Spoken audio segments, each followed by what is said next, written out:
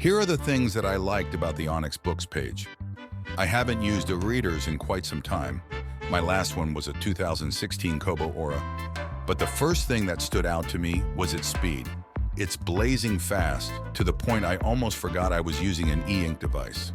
I don't have a Leaf 2, its unofficial predecessor, to compare it to, but I can't imagine it's in the same league, as quite some people complained about its lack of speed.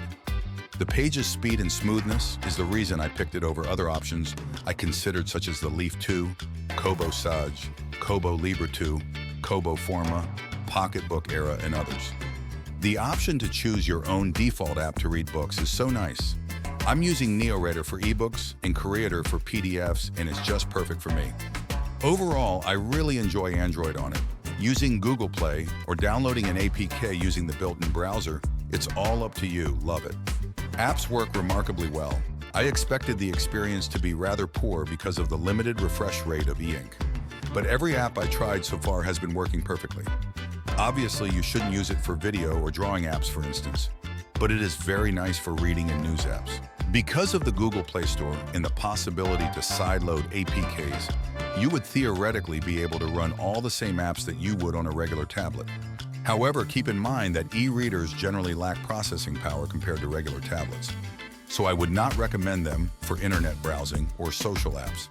I'm not much of a manga comic reader myself, but when I tried it with the Tachiyomi app, it looked pretty great. At first, I thought the screen would be somewhat too small, but it reads nicely actually.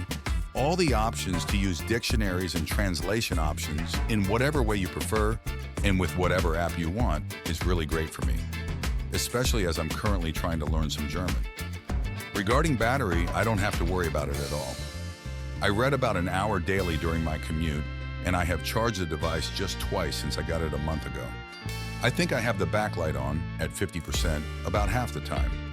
Charging speed seems pretty high for an e-reader, but again, I'm not too familiar with e-readers. It maxes out at 9.1 watts PD charging for me. To me personally, the page feels nice in hand. It's perhaps not as ergonomic as, say, the Kobo Forma, but no complaints here. And now here's what I don't like about the page. First thing is, the boot up process is not that quick.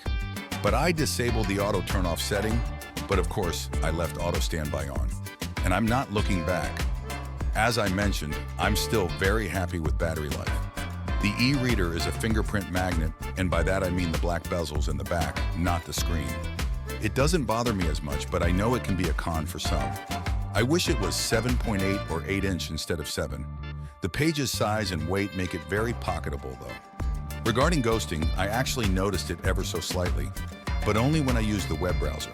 With page-turning apps, books, PDFs, magazines, and comics, there's no ghosting visible on my unit at all.